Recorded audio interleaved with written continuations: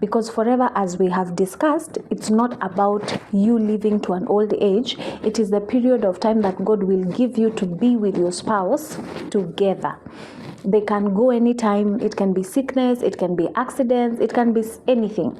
So because that is, of course, something that all of us are praying that doesn't happen to us, we also need to live with that reality that death is here with us and these things happen.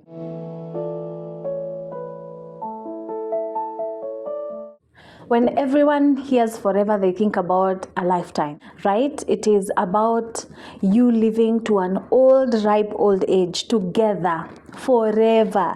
That is what forever means to us. I was going through TikTok and a lady said she has posted for us 2 pictures. One picture was the wedding day, and she says, we came from that to now the next picture is a burial for the husband within 4 months. So if you talk to such a couple, forever was 4 months.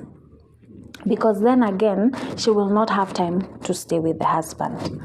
For others, it can be a year. For others, it can be 3 years.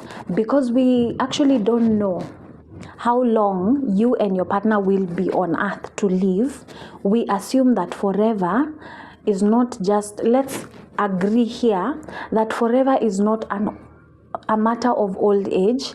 It's a matter of how long you guys will be together. Our vows usually say, until death do we part. So of course, when we're talking about forever in marriage, we are talking about until we part. We also need to be in that place of realizing that forever might not be as long as we tend to assume. So I'm having these conversations with you because I've also been in that particular place where I assume because we are here forever.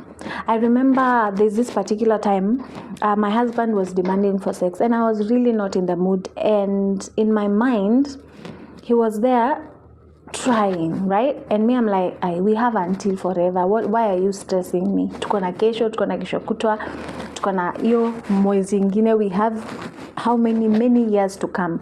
So acha kunisumbua, because it's not just about now. We can actually postpone this to tomorrow because we are together forever. And now that I was researching and doing this particular video, and it just hit me that forever by the way cannot be until I am old. It can actually be kesho kutwa. Accidents happen and God forbid that is my story. Things just go wrong, right? And it can just be something that you're not prepared for. But then forever is not so long. So I'm speaking to myself, and I'm also speaking to other wives, and I'm also speaking to other husbands. Whatever you are not doing to your spouse just because you feel like you have forever, then you don't have forever. That being said, that is why we are talking about decoding forever. Because forever, as we have discussed, it's not about you living to an old age. It is the period of time that God will give you to be with your spouse together. They can go anytime. It can be sickness, it can be accidents, it can be anything. So because that is, of course, something that all of us are praying that doesn't happen to us, we also need to live with that reality that death is here with us and these things happen. Right? So when we're talking about modern commitment and what it demands from us, we can start by saying that time is not as much as we tend to think. We have those ones that will live, of course, until to our old age together, but of course that is not the story for everyone. And because you want the time that you're living in your marriage to be happy, I know that all of us have envisioned ourselves married, whether we feel like it is time now or it is going to be time tomorrow or another day. You've all sat down and be like, I want to get married at some point in my life, right? And because that has been something that you have thought about and visioned, then of course it comes with a lot of commitment to this. I usually say this: if you are not ready for marriage, don't get in. It's a lot of work. It will cause you to die daily.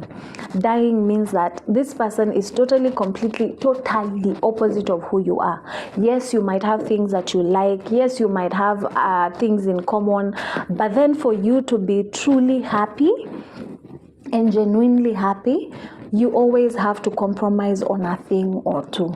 So what modern commitment truly demands, one is sacrifice that will cause you to sacrifice your time, because you want to spend time with someone that you love. So instead of planning time with your family or with other people, you actually say, you know what, I'm going to spend time with my wife, my husband. So it requires time. It requires resources. This is modern day commitment. We have had a lot of women, and of course men, say in our generation that people will not come to a marriage and then, like, if you're poor or you don't have resources. But the truth is, you can lack money, but you have a vision to drive that family and that marriage until God opens doors for you. So of course, as much as I am insisting on finances, which of course are needed because you have to pay your rent, you have to take care of your upkeep and all the things.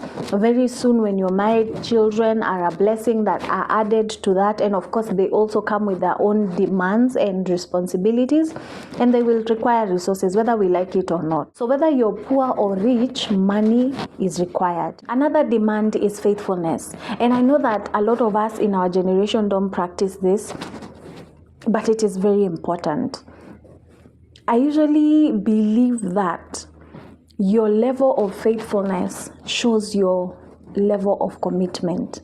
If I am committed to you, I promise myself that as much as I have weaknesses, I will see people who are beautiful than you, who are handsome than you, who are wealthy, probably doing very well than you are doing at the moment. I choose to be faithful because not only do I love and respect you, I chose you, and I want to stay faithful to that commitment. A lot of us are not faithful, and we don't know that that is an expectation or a demand when it comes to committing in a particular relationship.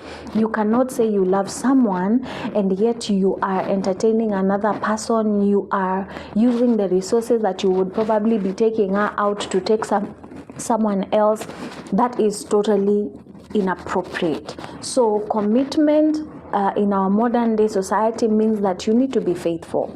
Is it something that is happening? Not really, but it is something that we need to talk about more and actually begin starting a narrative where we talk about faithfulness. I've seen a lot of movies, I've seen a lot of everything in social media and everywhere is just emphasizing how marriage is not working, how people are being promiscuous. You have a wife who is faithful and loyal, but you want to have extra people out here. You have a husband who is faithful, but you as a wife, you want to go out there and get what are they called? The two boys and all these things. But faithfulness needs to be present, and it is a demand when you're getting into marriage. So if you know that you can't be faithful, I value a particular friend of mine. Right now he's planning his wedding, and that is amazing. He's gonna get married very soon to a very beautiful girl. But before that, his friends who are his peers were getting into relationships and getting married, and he was just single. So this particular day I meet him and I'm asking him, why are you not in a hurry? Because you don't feel the pressure, because everyone that you are single with is already married. They've started having children and all that. And this is what he told me: Marion, I don't have the level of faithfulness that is required for this kind of commitment. I know myself, I am struggling probably with faithfulness. So this is what I'm going to do. I'm going to work on it before I settle, because I wouldn't want to hurt anybody. I wouldn't want also to be hurt, because what happens if I become unfaithful and this person goes ahead and also does the same thing, and then we have a home that is not cemented, because this one is doing whatever they're doing to revenge, and me, I already messed up, so I can't even blame that person. And that really hit me hard. And I felt like this guy is walking in the right direction, because he knows that, you know what, marriage means I need to be faithful, needs that level of commitment needs me to be faithful. But because I know I love girls, I am not going to commit now until I work on that weakness. if you're also like her, like him, and you're a man or woman, because sometimes even as women, there are women that are very hot-blooded. Make sure that you work on your weaknesses. I feel like when we get into marriage, we expect someone to come and work on us.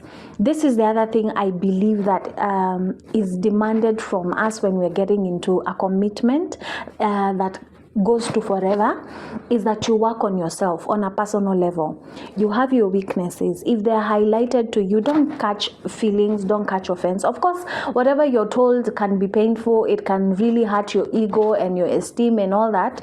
But also be in a place where this person, there's something they have observed, especially if they have observed from a place of love, not of criticism, not of judgment, not of all these other things that would cause them to tell you bad things. But if they are really like telling you, work on 1, 2, 3 things, these are things that you need to work on, because I feel like if you work on this can be something that can actually help our home and our marriage, or the relationship for that matter, work on it. But when you're coming into marriage, don't expect that the person that you're with will work on you. You're the one who is supposed to do that on your own. So please, when you're coming into this particular commitment, work on yourself. Is it going to be easy? Not really. Is it going to require work? Yes, that's why we're talking about work, okay? If someone has highlighted this is a problem and you know that it is something that you can actually work on it, you are the only person that can change yourself. You will go to somewhere and you will find that the husband is the one who irons and he loves ironing. Like the woman will never iron, including her own clothes, the man will do it. But in your home, you want to bring the same. You're like, see Baba Nani irons for whoever. But that's not your story. Your husband probably is the total opposite. He wants you to iron for him, including the socks. You can't compare and contrast, because that doesn't work. What is also demanded from you is lack of comparison. Stop comparing marriages and people because they are not similar. It is something that I am learning slowly. I haven't gotten there because I always find myself comparing my partner with other people and with other men, but I am slowly adjusting to the fact that he's a whole individual who is different from every other person, and I don't need to compare him.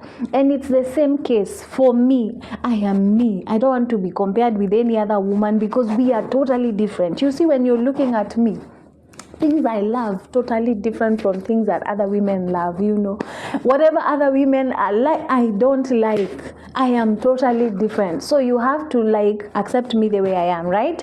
And if I'm expecting him to accept me the way I am, then I also need to accept him the way he is. So some of the things that are demanded of us, it's not really about, it is a written script and this is the manual of how marriage should be.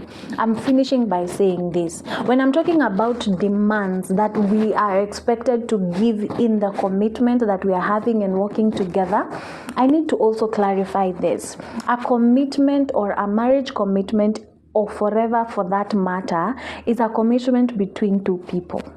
Okay? And the interesting thing about marriage is that you are the only two people that can make it work. I have been a best couple somewhere, but as much as I might have wisdom on how probably they should do things, I feel like they are the only one that can sort their issue.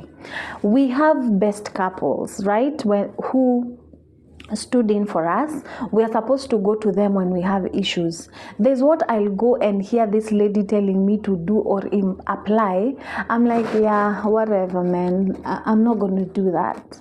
Yeah, because wait, probably it's not going to work. It might be working for her and her relationship, but it's not going to work for my relationship, right? Are we together? So it's very good sometimes, as much as we are having these conversations, as much as you guys get to listen to me, at the end of the day, marriage is between two people, you and your partner. So it is about the two of you sitting down, coming up with your own constitution, what works and what does not work for you. So when we are talking about demands, let them come from that constitution that the two of you wrote. When this person says, no, I want you to be faithful, of course there's what is similar, but You guys have your own constitution and follow it. Abide by it, right? Because you too want a marriage that will last forever. And guys, remember, as I conclude, forever might not be until old age. So be very careful when you think that you will do things tomorrow. Don't procrastinate. Don't procrastinate loving. Don't procrastinate taking care of someone. Don't procrastinate being loving. Don't procrastinate all those things that you need to be doing now because you feel like I can do it tomorrow. Tomorrow or forever can actually be now. Forever can actually be tomorrow. Forever can be a week from now. So please make sure that you're giving your best. You are living your best life, because at the end of the day, you want to give yourself and give that person that you have chosen to commit to forever the best. All right, thank you so much for being here. My name is Marian Mikali and I am married to Ndung'u. Until next time, bye bye.